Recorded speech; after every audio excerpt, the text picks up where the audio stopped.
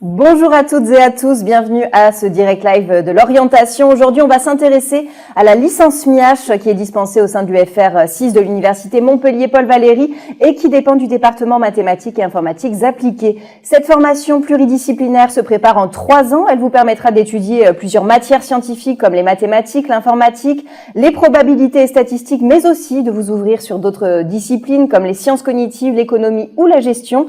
Cette filière offre des opportunités sur une diversité de métiers, ingénieurs, big data, statisticiens, experts en modélisation et en gestion des risques ou encore enseignants. Les secteurs et débouchés sont assez variés. Ils vous permettront aussi bien de travailler dans la finance que dans le domaine de la santé en devenant directeur d'établissement sanitaire et social ou même d'exercer en tant que chercheur. Alors finalement, à qui ces études sont-elles destinées? Quels sont les atouts que l'on doit posséder lorsque l'on s'oriente sur cette voie? Au cours de cet échange, nous tenterons de vous donner un maximum d'informations afin de vous permettre de savoir si ce type de formation est susceptible de vous correspondre. Alors, il ne s'agit pas d'une conférence figée, vous pouvez interagir avec nous et poser vos questions via le chat. Mais avant d'entrer dans le vif du sujet, je vous propose de découvrir qui sont les personnalités qui m'accompagnent en plateau. Je suis en compagnie de Sylvain Durand, qui est enseignant, chercheur en informatique, maître de conférences et responsable de la licence MIACH à l'Université Montpellier Paul Valéry. À ses côtés, nous avons Sophie Lèbre, qui est enseignante chercheuse en statistique et responsable du Master MIACH à l'Université Montpellier Paul Valéry.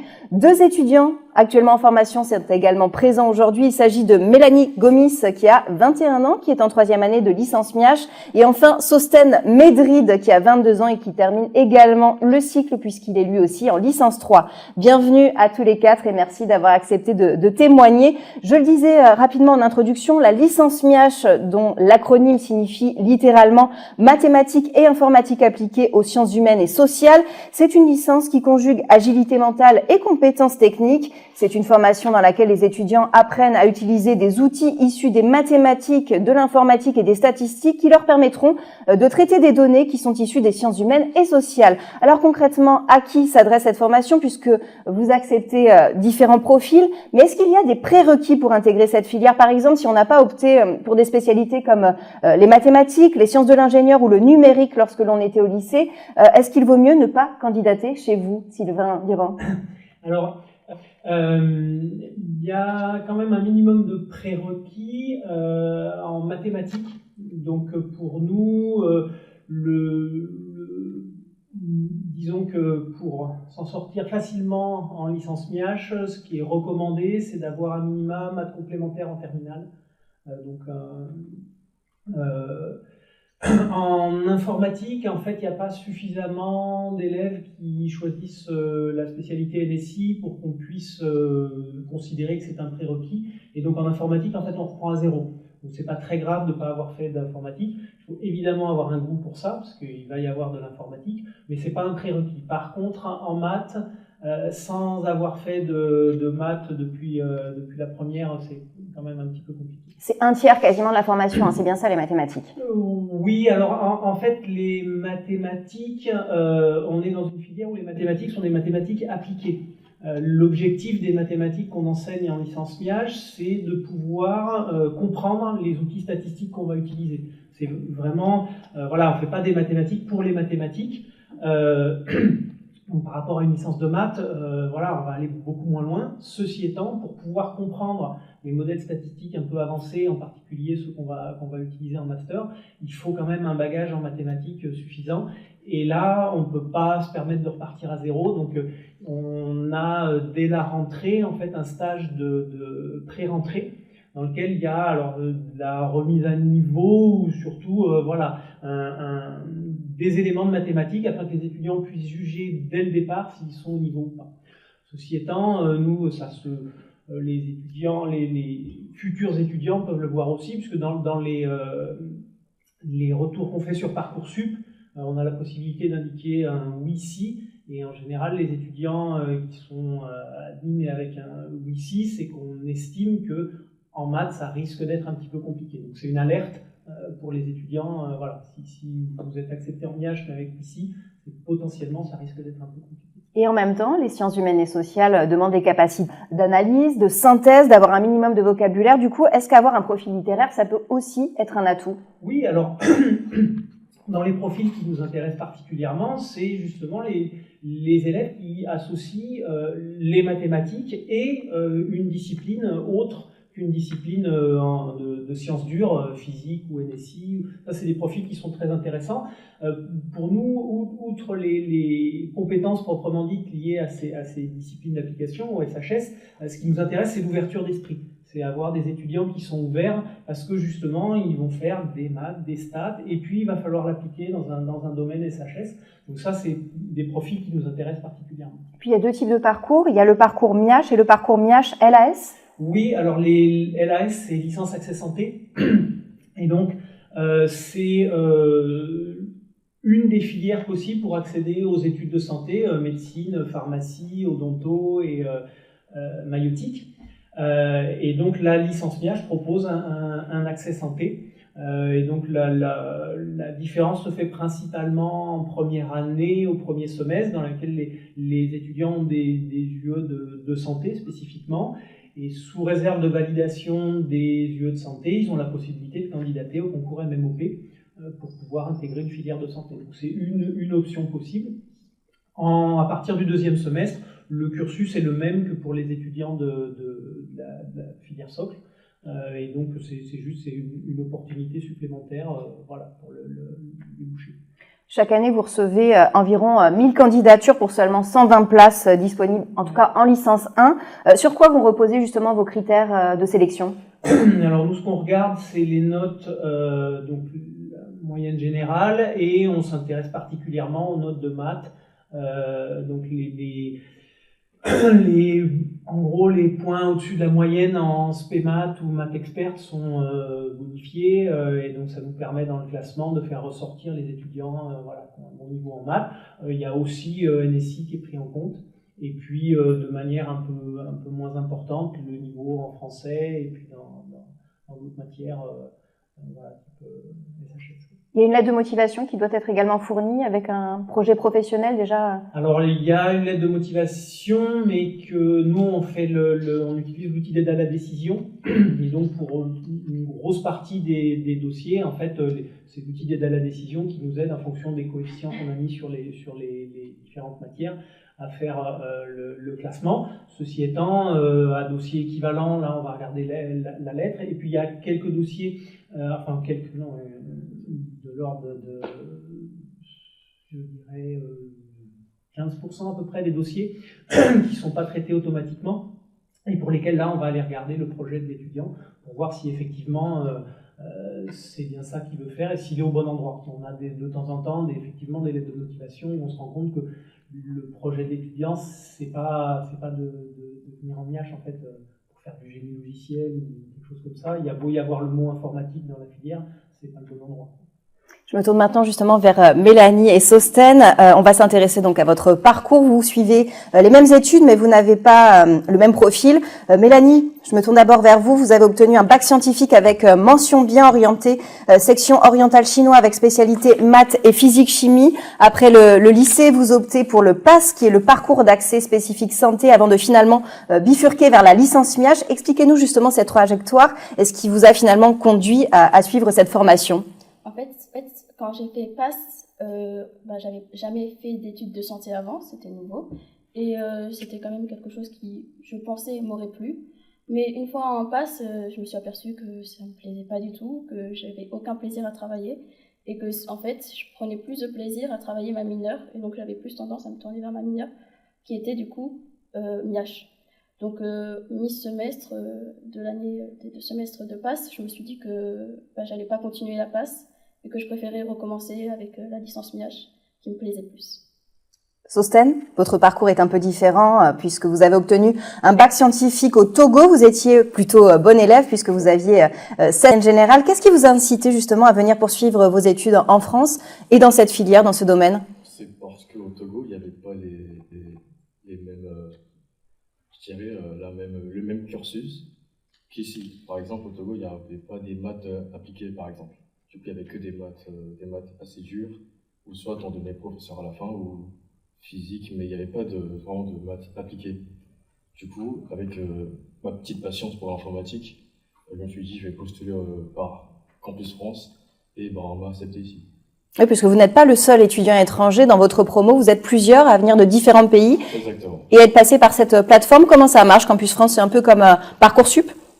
Dans les grandes lignes, je dirais que oui, parce qu'on postule dans plusieurs universités. Et après, on fait une petite lettre de motivation. Et après, comme Parcoursup à la fin. Sylvain Durand, justement, est-ce qu'il y a un quota au niveau des étudiants étrangers? Et est-ce que le niveau de connaissance est le même au niveau des études qu'ils ont pu suivre précédemment dans leur pays d'origine? Alors, il n'y a pas de quota. Donc, nous, si on a des bons étudiants, on les prend. En gros, l'idée, quand on regarde des dossiers, c'est ce qu'on veut, c'est être à peu près sûr qu'ils vont réussir. C'est difficile de venir d'un autre pays, de s'installer dans un nouveau pays, tout ça. Donc on sait que les conditions vont être un petit peu difficiles. Et donc on essaye de prendre des dossiers pour lesquels on est à peu près sûr que l'étudiant ne sera pas en difficulté. Donc quand même une petite nuance par rapport à Parcoursup, dans lequel il y a cet outil d'aide à la décision qui nous permet de faire un premier filtre. Mais quelque part, c'est un filtre... J'ai envie de dire, si l'étudiant est motivé, nous, ce qu'on va regarder, c'est est-ce qu'il a le potentiel pour réussir, donc est-ce qu'il a eu des bonnes moyennes générales, des bonnes notes en maths. Pour Campus France, là, on va regarder tous les dossiers individuellement. Donc là, on regarde tous les dossiers, on en a entre 40 et 50 chaque année à peu près. Et donc on regarde tous les dossiers individuellement avec les lettres de motivation. Et effectivement, pour les notes, ben là c'est très variable en fonction des pays, c'est pas les mêmes critères, c'est pas les mêmes façons de noter. Et donc on essaye voilà, alors souvent on a plusieurs dossiers des mêmes pays, donc ça nous permet, et puis on commence à avoir un peu d'historique aussi, d'évaluer un peu les niveaux des candidats. L'idée c'est d'essayer vraiment de recruter des candidats dont on est à peu près sûr qu'ils réussissent.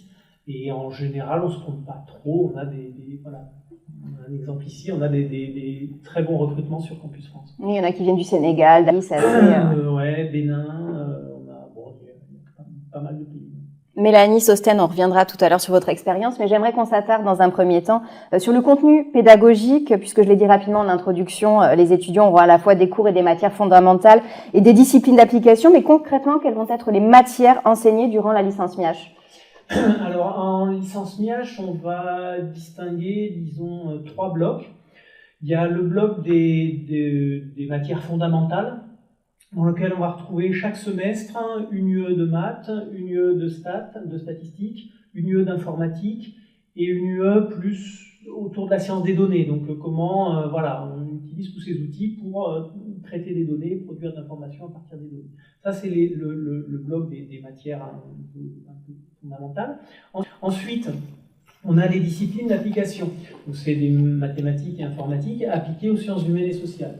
Donc ces disciplines d'application, on va les voir en première année à travers des UE d'ouverture. Donc on a à l'université Paul Valéry, on a 4 disciplines d'application. Dans d'autres licences MIACH, il y a d'autres disciplines d'application. Chez nous, c'est AES, géographie, sciences du langage et sciences cognitives, psycho. Et donc, en première année, on va avoir des UE de découverte qui vont permettre aux étudiants de choisir en deuxième année une discipline d'application. Les étudiants choisissent une discipline d'application et là, ils vont avoir en deuxième et troisième année des cours avec les étudiants de la discipline d'application qui sont choisis, donc avec les étudiants de psycho ou avec les étudiants d'AES, etc. Et donc l'intérêt, c'est de voir à la fois les problématiques, les grandes problématiques qu'il y a dans ces disciplines, du point de vue du traitement de données, et puis aussi les connaissances, les compétences des personnes de ces disciplines.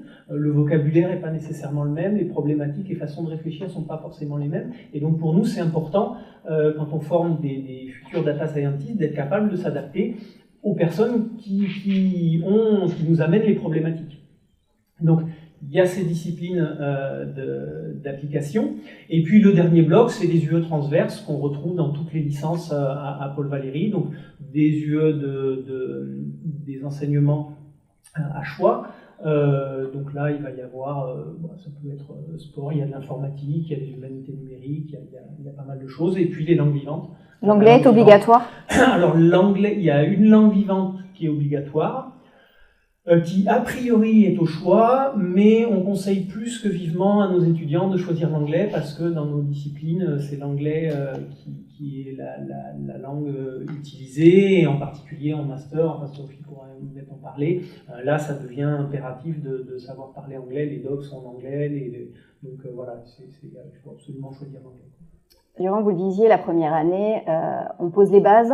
On pose le socle et finalement vous expliquiez que quand on n'a pas fait d'informatique, ça n'est pas un aspect négatif pour intégrer cette formation. C'était votre cas, Mélanie, et ça vous a pas pénalisé, hein? Non, du tout. En fait, comme ils reprennent à zéro, si dès le départ on commence à bien suivre les cours, il n'y a aucun problème à tout apprendre de base parce qu'ils prennent le temps aussi de nous expliquer et ils mettent à disposition aussi des heures où on peut aller leur demander des questions quoi, si on a besoin.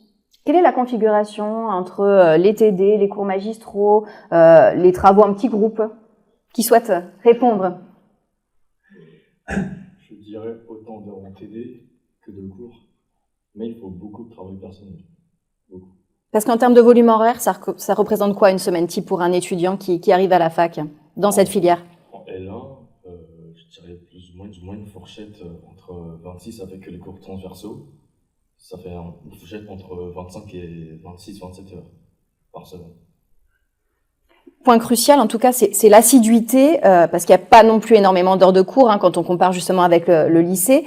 Ça permet d'assimiler vraiment les concepts. Et justement, Mélanie Sosten, vous me disiez, c'est un point sur lequel il faut vraiment insister. Oui, parce qu'en fait, si on ne vient pas en cours, on a plus de mal à comprendre avec juste les diapositives d'ECM. Puisque les professeurs ils vont plus passer du temps à expliquer, à nous dire comment en fait ça fonctionne, pourquoi c'est comme ça, pourquoi on fait ceci. Alors que si on regarde juste une diapo, on aura plus de mal à capter le concept. Exactement. C'est avec que les diapositives, nous avons les mots. Avec le professeur, on a le fond du cours. Du coup, c'est tout à fait ça. Oui, les étudiants sont totalement livrés à eux-mêmes, même quand ils arrivent à l'université. Vous le disiez rapidement au début, il y a notamment ce qu'on appelle un stage de pré-rentrée, et puis il y a des labos chaque semaine. Expliquez-nous comment ça fonctionne. Oui, donc on a l'avantage dans la filière MIAGE d'avoir un suivi assez pointu de nos étudiants. Donc déjà en première année, au premier semestre, les cours sont dédoublés. Donc ça veut dire que sur une promo de 120, alors avec les blancs, on va être officiellement entre 120 et 140 en gros, mais en fait les cours sont dédoublés, donc les étudiants sont au maximum à 60 en CM. Les TD, il y a pour donc à peu près 120 étudiants, il y a 3 groupes de TD et 4 groupes de TP, donc ça fait des effectifs assez réduits. Et donc on propose aux étudiants sur chaque jour des labos, donc ça s'appelle les labos matin-faux, c'est des séances de 1h30 ou 2 heures dans lesquelles les étudiants ont une salle à disposition, peuvent aller travailler et surtout il y a un prof qui est là pour répondre à leurs questions. Donc il y a un vrai accompagnement des étudiants. Alors les étudiants viennent, soit restent 1h30 pour travailler, soit viennent juste poser 1 ou 2 questions sur un point qu'ils veulent éclaircir. Ils peuvent venir pour travailler seuls, ils peuvent venir travailler en groupe. Il y a d'ailleurs, souvent les labos marchent moins bien au 2e semestre qu'au premier parce qu'il y a des étudiants qui se sont retrouvés en labo, qui se sont mis à travailler ensemble et puis après, ils prennent leur autonomie en gros et donc ils n'ont plus forcément besoin de venir spécifiquement au labo pour travailler à plusieurs. Donc ça c'est un des dispositifs qu'on met en place. Et l'autre dispositif qu'on a pour essayer de suivre un peu nos étudiants, c'est des entretiens individuels qu'on fait donc ça, au milieu du premier semestre. En gros, en semaine 5, on fait des évaluations dans toutes les matières maths, info, stats et logique. Et puis la semaine suivante, on essaie de corriger très vite, et la semaine suivante, on reçoit en entretien individuel tous les étudiants qui ont pas la moyenne dans une des matières, donc pour qui on décèle qu'il y a potentiellement un souci. Et on fait un bilan avec eux, un petit bilan avec eux. Donc ça veut dire on reçoit beaucoup d'étudiants, et puis on reçoit aussi ceux qui voudraient poser des questions, qui n'ont pas de problème, mais ça nous permet de réorienter très rapidement les étudiants soit vers autre chose pour qu'ils puissent se réorienter au deuxième semestre si finalement la filière leur plaît pas, ou de recadrer un petit peu les méthodes de travail, la façon d'appréhender les cours, puisque effectivement c'est des choses un peu nouvelles par rapport à ce qu'on peut faire au lycée. Non, mais c'est important surtout de le préciser, puisque ça ne se fait pas dans toutes les filières, ce type d'accompagnement et de suivi juste pédagogique. Mélanie, il y a un autre aspect qu'on appelle le tutorat. Vous en avez bénéficié lorsque vous étiez étudiante en première année, et aujourd'hui vous êtes tutrice? Non, en fait, quand j'étais en première année, on avait bien des tuteurs, mais ils ne faisaient pas des séances de tutorat. Si on avait des questions, on pouvait toujours leur écrire et y répondre. Mais cette année, comme il y avait une forte demande pendant les labos, Monsieur Kaila, le professeur de mathématiques, nous a demandé à moi et les deux autres tutrices de tenir des séances de tutorat en informatique aux étudiants qui avaient des difficultés à coder. C'est ce que nous avons fait. Je ne sais pas les retours, ils n'ont pas posé d'autres questions après les tutorats, donc j'espère qu'ils ont assez bien réussi. Vous disiez tout à l'heure, Sostène, le travail est dense, il y a une grosse part de travail individuel à la maison, mais comment vous avez appréhendé tous les deux ces changements, justement, la bascule entre le lycée et l'arrivée à l'université? Pour ma part, il n'y a pas eu de gros changements, vu que déjà au Togo, je travaillais assez, et le travail tout est fait de source, ça va couler tout seul, et les cours étaient assez limpides à comprendre, et il fallait juste travailler, quoi. Et vous, Mélanie? Pour moi, après la passe, on va dire que c'était bien plus simple de travailler la licence MIAH. Du coup, c'était naturel. Donc on l'a dit tout à l'heure, il y a ce fameux tronc commun avec ces matières fondamentales, et c'est lors donc de la 3e année que l'on choisit de se spécialiser. Il y a 4 disciplines d'application possibles? En 2e année. Dès la 2e année. En première année, il y a les yeux de découverte dans chacune des disciplines d'application, et en 2e année, les étudiants choisissent une des disciplines d'application qu'ils vont approfondir, et donc pour lesquelles ils vont avoir des cours en commun, c'est des cours mutualisés avec les différentes filières, avec la psycho ou l'AES ou la sciences du langage. Vous n'avez pas choisi justement, vous n'avez pas la même coloration de parcours. Quelles sont les disciplines que vous avez choisies tous les deux? Je pense que On a choisi la même, d'accord. On a tous les deux choisi économie par la suite. Alors, Sylvain Durand, on peut également partir à l'étranger, mais ça nécessite ça pour le coup d'anticiper, puisqu'on va devoir justement monter un dossier bien en amont, donc peut-être y réfléchir même dès la première année. Oui, tout à fait. Il faut y songer dès la première année. Donc, en général, les étudiants qui partent à l'étranger partent en 3e année. C'est le plus simple pour partir à l'étranger. Et donc, ça veut dire que le dossier se monte en 2e année. Et ce qui est pris en compte, c'est les résultats de première année, entre autres, puisque c'est quelque chose qui est assez sélectif. Donc, il faut vraiment être dans les très bons étudiants. Et donc, ça s'anticipe. Alors, pour le moment, donc on a des étudiants... ça n'a pas marché cette année. Il y a une étudiante qui devait partir à Concordia, au Canada. Et bon, finalement, pour des raisons... elle n'est finalement pas partie, mais on a, disons que voilà, on a en moyenne un étudiant qui part chaque année. Quels sont les accords avec les établissements, les universités? Alors on a des universités, on en a qui sont partis au Canada, aux États-Unis, et après l'autre possibilité c'est aussi de faire un stage à l'étranger. Donc ça on a des étudiants qui ont fait ça, puisqu'en 3e année il y a un stage en entreprise, et donc il y a la possibilité d'aller le faire à l'étranger. Donc ça peut voilà donner une expérience, une plus-value dans le CV qui est assez intéressante. Et donc, on n'en a pas énormément en volume. Il y a cette possibilité, il n'y en a pas énormément en volume. C'est en partie aussi lié aux accords. On est une université SHS, et donc les accords entre universités, ça se fait beaucoup avec d'autres universités SHS dans lesquelles c'est pas forcément facile de trouver l'équivalent de nos filières, de ce qu'on fait dans nos disciplines. Dans les représentants collectifs, on pense souvent qu'il y a davantage de théorie que de pratique finalement à l'université. C'est pas tout à fait le cas, et encore moins dans cette filière, puisqu'il y a pas mal de TP à réaliser. Alors Sostène, Mélanie, vous avez tous les deux travaillé sur un projet qui s'appelle Be Safe, un projet de carte interactive. Je vous laisse justement nous dire en quoi ça consiste. Alors en fait, on a sélectionné une base de données regroupant des accidents. Dans presque tous nos projets, c'est à nous de choisir nos bases de données, donc choisir aussi le thème de ce qu'on va faire. Cette fois-ci, on a choisi une base de données correspondant à des accidents en France. Nous l'avons traité, ce qui est aussi une part du travail quand on sera en master et professionnellement parlant, si on continue le master MIAH. Et ensuite, nous avons du coup fait des analyses et essayé de regrouper les données pour permettre la visualisation de celle-ci avec des graphiques et une carte interactive. Nous sommes encore en train de travailler sur le projet pour le 2e semestre pour permettre de faire... Tu veux continuer ? Là, nous allons faire des prédictions sur les accidents avec les filtres. On donne des filtres et là, on doit prédire plus ou moins comment l'accident peut se produire, la gravité ou la zone. Pas vraiment la zone, plus la gravité. Là. Okay. Dans un registre totalement différent, vous avez également travaillé, vous, Sostène, sur le genre musical de Michael Jackson. Effectivement. En L2, au semestre 1, pour la découverte avec la science de données, notre professeur nous a demandé des petits projets en binôme. Et avec mon collègue et moi, nous avons travaillé sur les musiques de Michael Jackson. Du coup, nous avons fait quelques modèles où, avec les paroles, notre modèle d'IA peut décerner si c'est une chanson, le genre musical.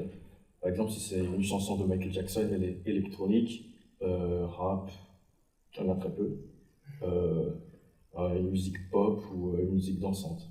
Voilà. Ce sont des travaux qui sont amenés à être publiés éventuellement. Ce projet BeSafe sur lequel ils collaborent tous les deux en ce moment, ou édité ? Pas nécessairement, mais par contre c'est quelque chose qui est valorisable pour les étudiants dans un CV. Donc ça c'est des points importants pour eux, de montrer qu'ils ont à la fois des compétences, des connaissances théoriques. Il y a des cours de maths, il y a des cours d'info un peu fondamentales, mais ils sont aussi capables de faire des réalisations. Et ça c'est particulièrement important pour la suite et quand ils cherchent des stages à la fin de la L3. Puisque c'est obligatoire le stage ? Le stage est obligatoire à la fin de la L3. Alors il y a la possibilité, on a des étudiants qui en font aussi en plus l'été entre la L2 et la L3, mais le stage en L3 est obligatoire. Et on a de plus en plus d'étudiants qui ont des stages qui sont réellement en lien avec la science des données. Donc avec justement le fait qu'on ait rajouté pas mal de projets par rapport à la précédente habilitation, pas mal de projets, de choses un peu pratiques dans la licence, ça leur permet d'avoir des stages qui sont plus en lien avec leur formation.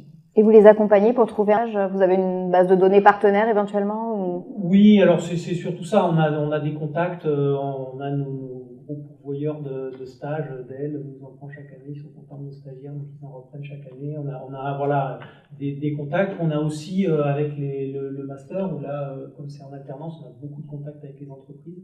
Et donc ça nous donne maintenant un réseau qui est quand même pas mal pour arriver à placer tout le monde. Normalement, les étudiants n'ont pas trop de difficultés à trouver des stages, quoi. Mélanie, vous irez chez Dell justement à la fin de l'année. Vous connaissez déjà la mission sur laquelle vous allez... Des rendez-vous pour justement mettre au point ce qu'on allait y faire. Et ça va directement en lien du coup avec notre licence, vu qu'on va essayer de faire un suivi, en tout cas pour mon groupe de projet, un suivi de la performance individuelle des espoirs de rugby du club. Alors, si, je pourrais rajouter les vrais projets de la licence qui correspondent vraiment à ce qu'on va faire en fait, tout au long de ces études. Ils commencent surtout en L2. Il y a des petits projets en L1, mais c'est surtout pour s'habituer à travailler, monter un projet, rendre des rapports. Pendant justement la validation du diplôme, Mélanie, vous me disiez, il n'y a pas de devoir comme dans le secondaire, comme au lycée. Il n'y a pas non plus ce qu'on appelle les QCM. Alors, de quelle manière est-ce que vous êtes évalué ? Les QCM, c'est très rare. C'est si on en a dans les domaines d'application, du coup, les sciences humaines et sociales. Mais puisqu'on fait plus des mathématiques et des statistiques, c'est des contrôles écrits sur feuille.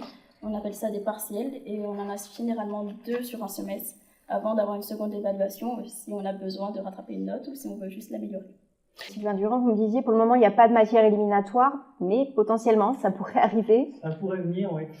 Donc oui, pour le moment, il y a toutes les notes se compensent. Ceci étant, on envisage fortement de mettre une note seuil sur le bloc MIA, maths, info, stats, sciences des données, pour s'assurer que les étudiants ont un niveau minimum dans ces disciplines-là.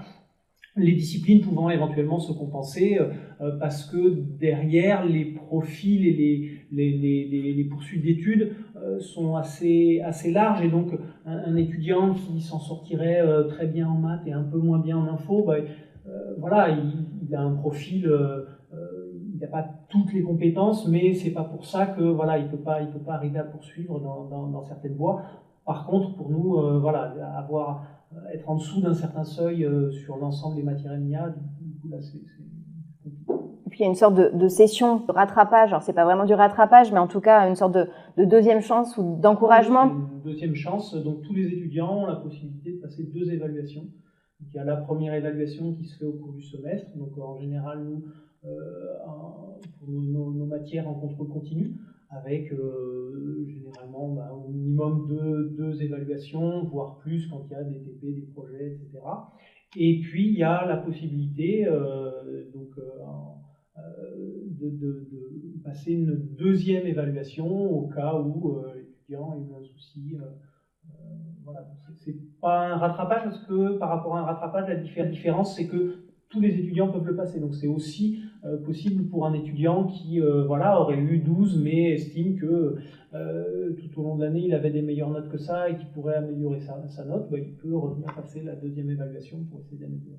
Ceux qui nous regardent en ligne, je rappelle que vous avez la possibilité de poser vos questions via le chat.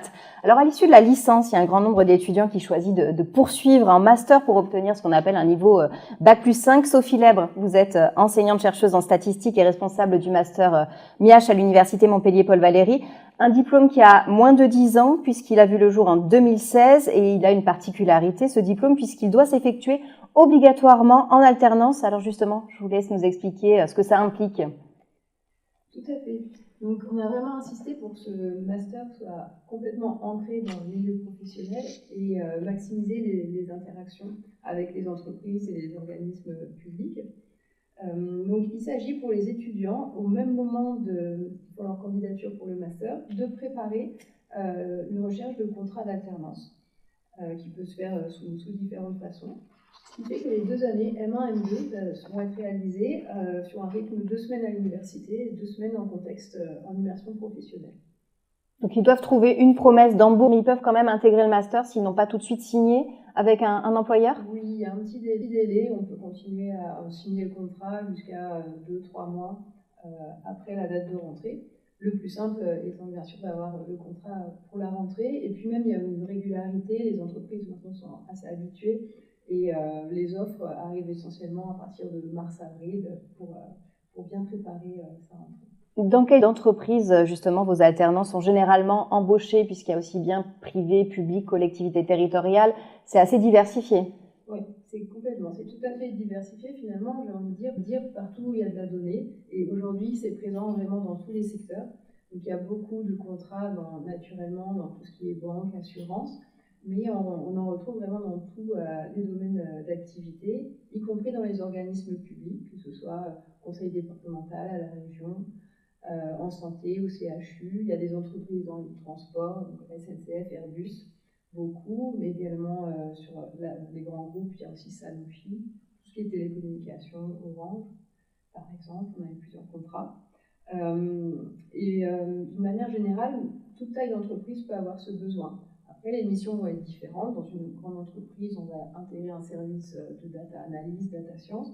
Dans une petite entreprise, on va peut-être démarrer un projet de construction d'une base de données, d'exploitation, de construction d'une application interactive.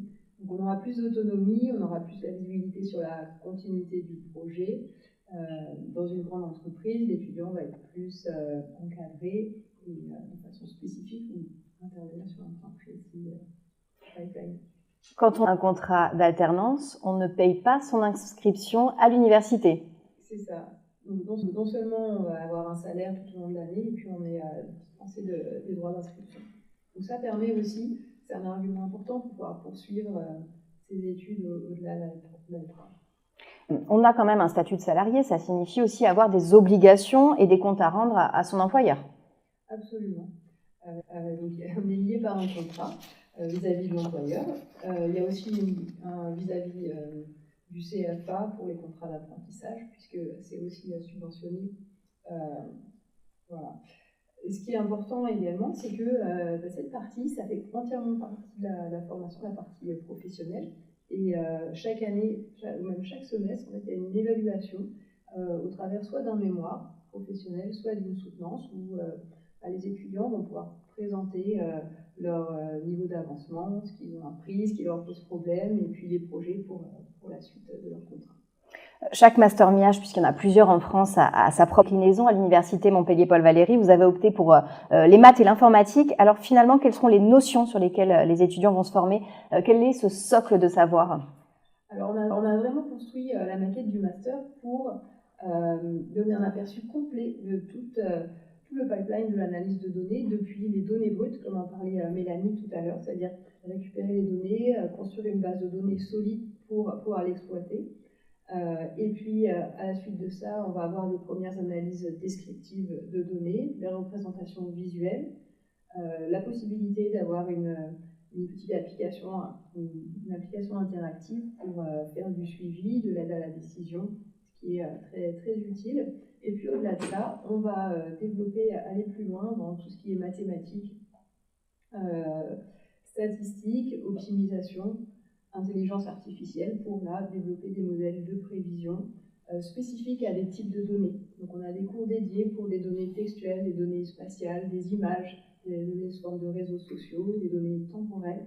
Chaque type de données, type de problématique va avoir des méthodes spécialisées adaptées. Donc dans le master, on donne un aperçu de toutes ces méthodes qui sont approfondies de différentes façons. Donc ça peut être évidemment en alternance.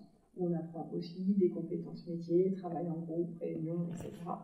Mais il y a aussi, en plus de ces cours, beaucoup de projets. Donc des projets tout au long de l'année, en M1, en M2, qui vont permettre, là, cette fois-ci, d'aller se challenger sur des missions peut-être un peu plus nouvelles et un peu plus difficiles qu'en entreprise, où finalement, il faut quand même bien donner une bonne prestation. Là, on peut explorer, tester, et apprendre de nouvelles compétences en groupe en général. Il y a par exemple le marathon du web. Voilà. Alors le marathon du web, c'est une version encore plus avancée des projets qu'on peut démarrer en M3. Et cette fois-ci, on a des vrais commanditaires extérieurs qui viennent d'entreprises ou d'organismes qui ont une attente. Et ce marathon du web se fait aussi en collaboration avec un autre master plutôt dédié en information et communication.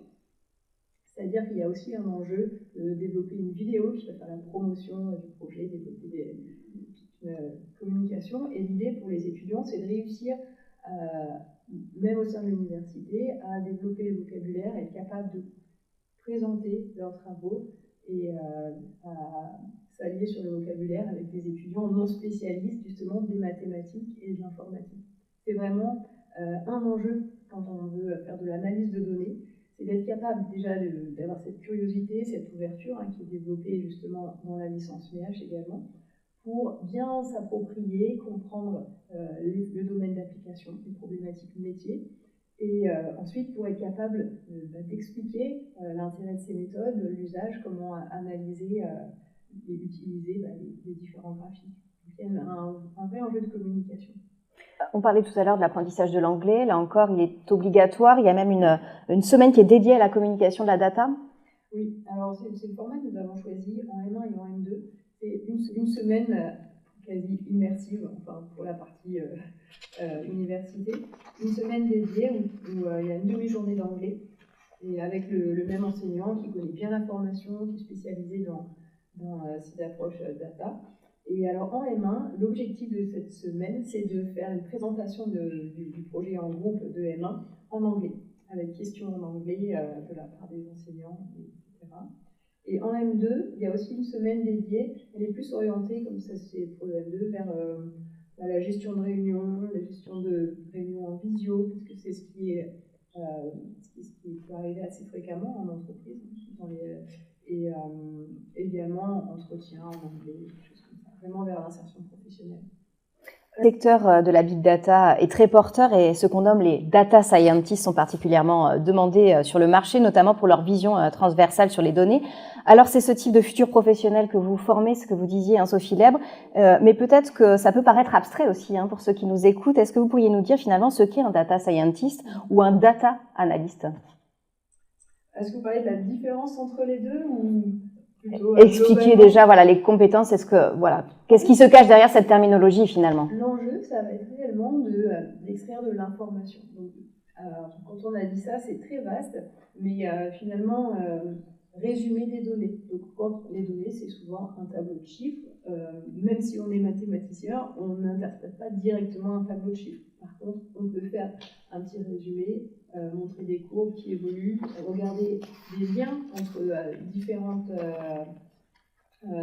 variables, différents facteurs. L'idée, si vous voulez, ça peut être pour une entreprise de comprendre quels sont les produits qui marchent pas, pour quel client, identifier un profil client qui va justement être intéressé par tel type de produit, ou vraiment tout ce qui est système de recommandation. Il faut dire que c'est vraiment présent aujourd'hui dans nos vies. On a un petit peu tous une idée, dès qu'on a par exemple un téléphone portable, de ce qu'on nous propose. Donc ça va être vraiment à la fois le choix des modèles et puis l'implémentation via l'informatique. Avec elle, on doit développer des compétences aussi bien à l'écrit qu'à l'oral, puisqu'on n'est pas juste derrière un écran, derrière son bureau. C'est ça. Essentiellement, même dans un contexte professionnel, on va travailler avec des gens spécialistes métiers. C'est vraiment pour cette compétence métier qui se développe aussi. C'est-à-dire qu'un data scientist ou data analyst peut se spécialiser dans un type de données. Ça peut être dans les assurances, dans l'énergie.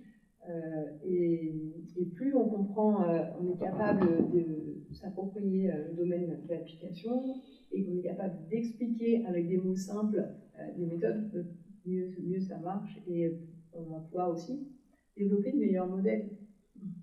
Mélanie, vous avez justement l'intention de poursuivre en master et de vous inscrire prochainement. Qu'est-ce qui vous incite justement à aller vers ce Bac+5 ? Pour moi, c'est surtout que comme la licence, elle me plaît, et que les projets qu'on a fait tout au long de la licence me plaisent aussi, je me suis dit que le master MIAGE, c'était naturel de m'y tourner. Je dirais pour ma part, ça suit la logique des choses. C'est pas encore fini, ça continue encore. Mais quels sont à terme vos objectifs professionnels à tous les deux ? Mes objectifs, je dirais travailler un peu plus dans les maths, peut-être être un data scientist, mais un peu plus axé, poursuivre un doctorat, faire un peu plus de choses, accomplir beaucoup plus de trucs, et on verra bien la suite. Parce que toujours ça évolue, l'idée évolue toujours, mais on verra bien. Pour moi, c'est surtout le métier de data scientist qui m'intéresserait. Justement, vous disiez, ça ouvre des portes sur la finance, sur les assurances, sur le domaine de la santé, sur l'enseignement. Mais concrètement, ça permet de faire quel métier ? On exerce quoi après ce Bac+5 en poche ? Les métiers, souvent, ce qu'on va retrouver, ça va être data scientist, data analyst, mais on peut être aussi expert visu, data manager, gérer des bases de données. Après, il y a tout ce qui est machine learning, IA. Donc maintenant, la mise en production de modèles d'IA. Donc on va avoir du vocabulaire comme DevOps, MLOps. J'entends même maintenant IA scientist. Voilà, ça c'est un petit peu tout le vocabulaire, mais voilà, il faut bien avoir en tête que l'essentiel, ça va être vraiment de traiter de la donnée et d'être capable de se mettre à jour aussi, parce que ce sont des domaines qui évoluent continuellement, et donc d'être capable, à partir des bases apprises en cours et travailler en expérience, de suivre l'évolution. Chaque logiciel va avoir régulièrement de nouveaux packages, donc être capable justement aussi avec l'anglais de se former pour développer de nouveaux modèles. Voilà. Clairement, c'est résumer de l'information.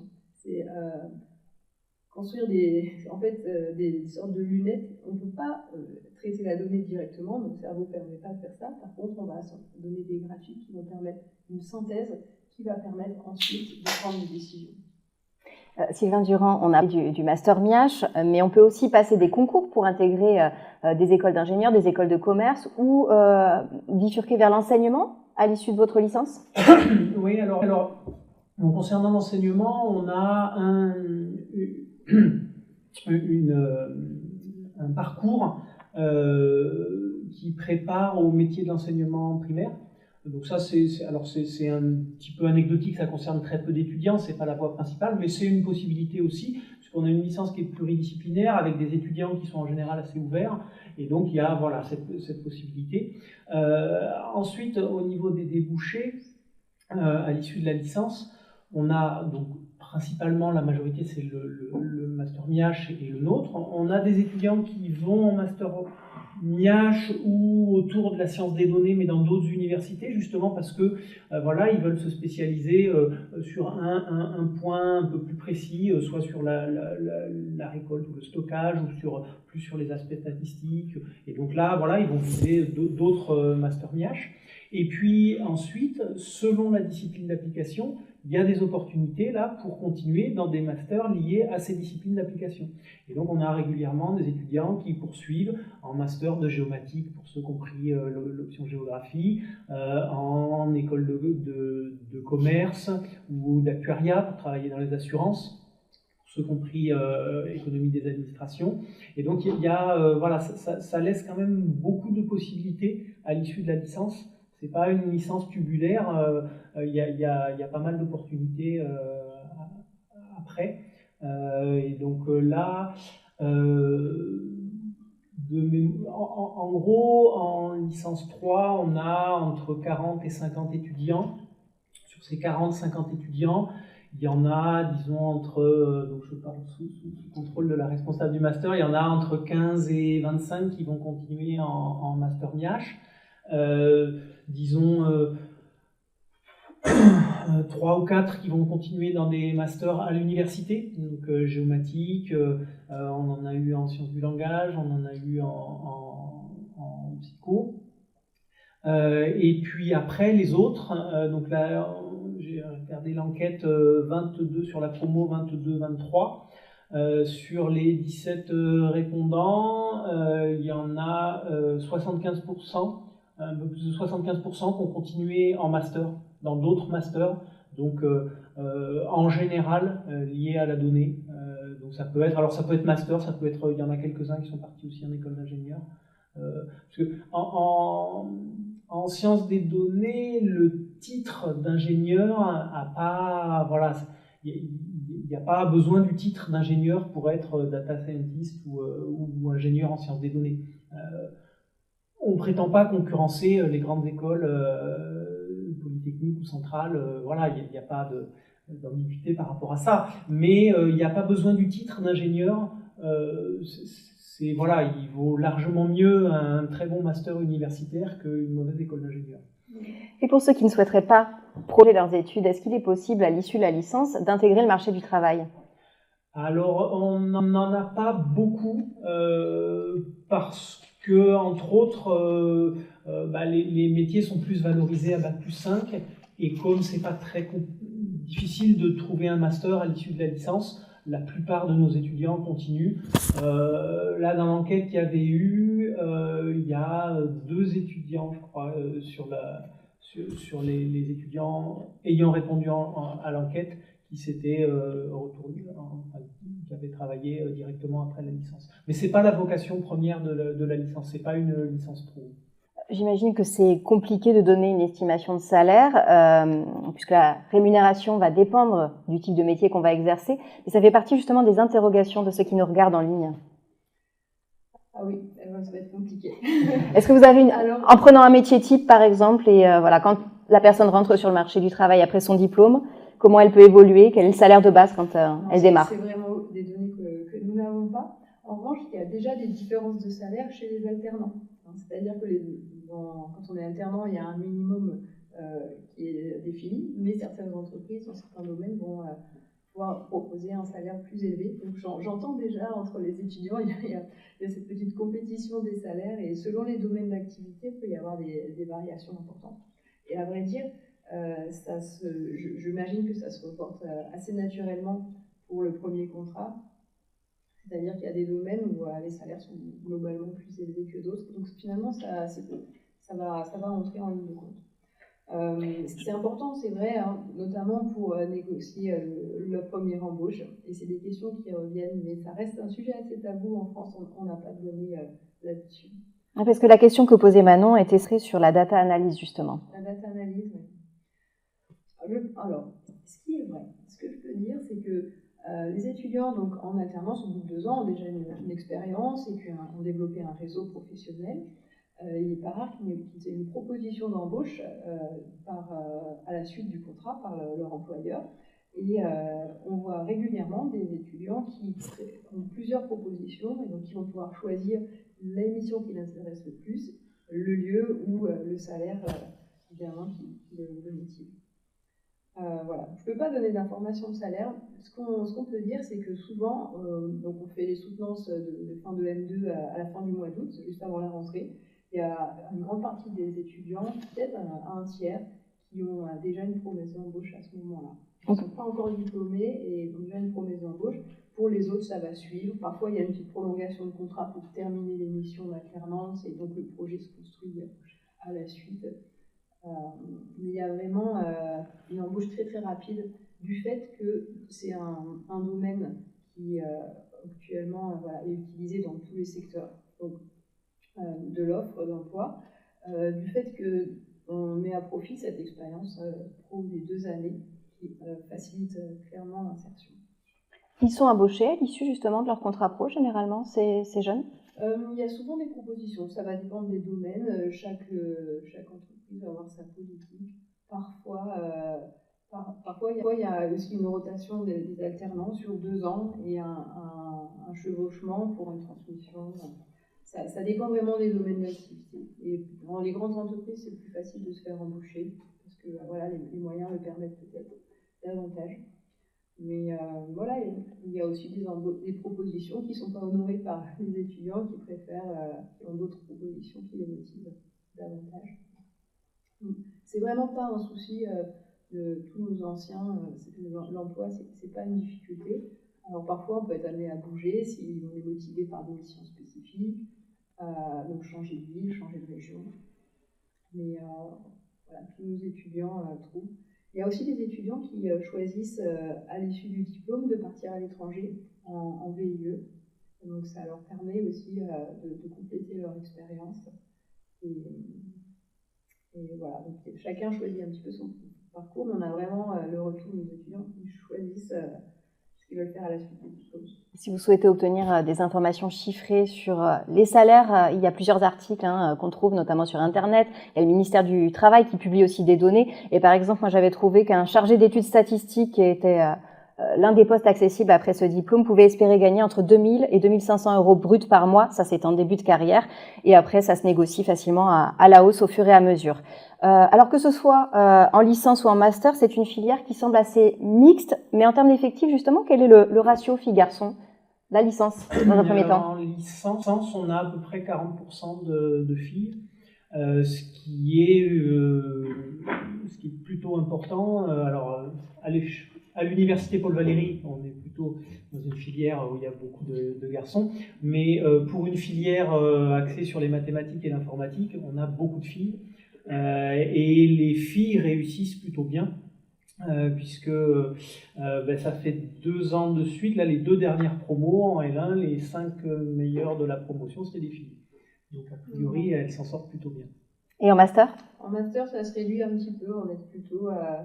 au départ, on était presque à 50%, donc on tenait les 40 et quelques. Ces dernières années, on est plutôt sur 25%. Donc ça dépend peut-être des choix. Il y a aussi effectivement l'enseignement, je pense, parmi les étudiants de L3, ceux qui se destinent à l'enseignement, c'est aussi des choses qu'on retrouve de manière générale dans différents secteurs. Donc voilà, en tout cas, on est quand même 25% et de femmes en moyenne en master. Pour ceux qui souhaitent se documenter, aller plus loin dans leur quête d'informations concernant la licence MIACH ou le master MIACH. Alors il y a des supports, je crois que vous avez édité des fiches formation, il y a des vidéos, et puis il y a ce qu'on appelle les journées portes ouvertes qui auront lieu prochainement, c'est le 5 mars. Expliquez-nous comment ça va se dérouler. Ouais, donc les journées portes ouvertes, c'est l'occasion de venir découvrir un peu plus en détail la filière. Donc il y aura une réunion d'information, juste une présentation un peu générale de la licence, des débouchés, etc. On a prévu cette année un petit temps de discussion avec des étudiants Donc voilà, c'est dans un cadre un peu informel, mais c'est voilà, l'occasion d'avoir des retours un peu sur l'ambiance qu'il peut y avoir en licence MIAGE, ce que bon, voilà, en tant qu'enseignant, on ne ressent pas forcément. Et puis ensuite, il y a la possibilité d'aller voir le fonctionnement d'un labo. Donc il y aura un labo qui sera ouvert. Alors bon voilà, le but c'est pas d'assister à tout le labo, mais c'est de voir un peu comment ça se passe, comment les étudiants travaillent. Et puis l'après-midi, alors c'est un jour où il n'y a pas de cours de maths, d'info, de stats, donc on n'a pas pu ouvrir ces cours-là. Par contre l'après-midi, il y a le cours de découverte sciences cognitives, de découverte économie des administrations qui sera ouvert. Et donc les étudiants pourront aller voir un peu comment ça se passe ces cours de découverte, comment ça se passe un cours magistral, et puis aussi quelles sont voilà, les problématiques et l'intérêt d'étudier la science des données pour une discipline d'application qui là en l'occurrence sera l'économie des administrations. Nous arrivons quasiment au terme de cet échange. Si vous aviez chacun un conseil à donner ou peut-être inciter les jeunes qui nous regardent à rejoindre votre filière, qu'est-ce que vous pourriez leur dire à tour de rôle? Sostène, on démarre par vous. Si vous aimez les maths et l'informatique, vous pouvez tenter votre chance. Moi, je dirais plus que si vous n'avez jamais fait d'informatique, c'est pas un problème. Il faut juste savoir travailler un peu les mathématiques et travailler en autonomie. Vous me disiez, Mélanie, j'ai appris à coder alors que j'avais aucune notion. Je suis rentrée finalement sans but précis et ça m'a ouvert sur plein de domaines différents. Oui, c'est aussi ce que je trouve positif dans cette licence. C'est qu'on ne choisit pas, par exemple, une licence de mathématiques, on va se cantonner aux mathématiques. C'est pluridisciplinaire, comme disait M. Sylvain Durand. Et du coup, on peut aussi s'apercevoir qu'il y a des choses qui nous plaisent, alors qu'on n'avait aucune idée que ça allait nous plaire.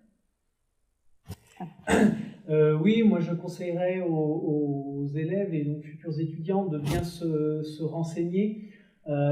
C'est pas facile d'imaginer, on arrive dans le supérieur, il y a plein de portes qui s'ouvrent, plein d'opportunités. Et donc ça vaut vraiment le coup d'aller creuser un petit peu, de se renseigner sur les formations, de prendre des contacts, de regarder sur des sites comme le MICEP par exemple, où il y a plein d'informations sur des fiches métiers ou autres. Et puis voilà, c'est important de bien s'orienter. Et après, si finalement c'est pas la bonne orientation, c'est pas très grave non plus de rater sa première année à l'université. Je veux dire, il y a beaucoup d'étudiants à qui ça arrive. C'est pas très grave. Le but, c'est après il faut pouvoir rebondir. Et c'est vrai que de ce point de vue-là, la licence MIAGE, comme c'est une licence assez ouverte. Voilà, on ne va pas perdre son temps. De toute façon, il y aura des choses à apprendre et la possibilité de creuser un peu, notamment avec ces lieux de découverte, par exemple, de voir un peu plus en détail si finalement, voilà, les maths ou l'informatique, soit on n'est pas au niveau, soit finalement ça ne nous plaît pas. On a tous ces lieux de découverte qui permettent déjà de découvrir d'autres filières de l'université pour pouvoir voilà, se réorienter plus facilement. Nous avons reçu une question de Ryan, plutôt deux questions puisqu'elles vous sont destinées à tous les deux. Quels sont les langages de programmation qui sont enseignés en licence MIAGE, mais également en master? Dans l'ordre. Ouais. En licence, on va principalement faire du Python, du JavaScript et du R. Alors, les étudiants, vous en avez d'autres en tête? Un peu aussi de HTML, PHP, parce qu'on ouais. aura un projet de site internet au premier semestre de la licence 3. Et en master, ce sera essentiellement les langages pour l'analyse de données, donc Python et R. Et puis tout ce qui est toutes les déclinaisons pour faire des réseaux de neurones et du deep learning. Une question qui nous vient de Yannick qui nous demande: je suis titulaire d'une licence professionnelle en logistique et transport. Est-ce qu'il est possible de faire une licence AES parcours commerce et affaires internationales? Alors, je ne sais pas si vous serez à même d'y répondre. Non, là, par contre, je ne connais pas la licence AES parcours international. Bon. Et concernant du coup les conseils que vous pourriez donner aux jeunes qui nous regardent? Moi, je dirais, si vous êtes curieux, vous aimez le raisonnement, analyser les choses, mais que vous avez envie que ce soit concret, appliqué, je pense que MIAGE peut vraiment vous plaire en licence et ensuite en master. Science des données est aujourd'hui en tête du classement des jobs émergents sur LinkedIn. On observe notamment une augmentation de 37% des recrutements dans ce secteur sur les 3 dernières années. Si vous souhaitez aller plus loin dans la découverte de ces métiers, je vous invite donc à participer aux journées portes ouvertes. On en a parlé. Elles se dérouleront le 5 mars prochain sur le campus de Paul Valéry à Montpellier.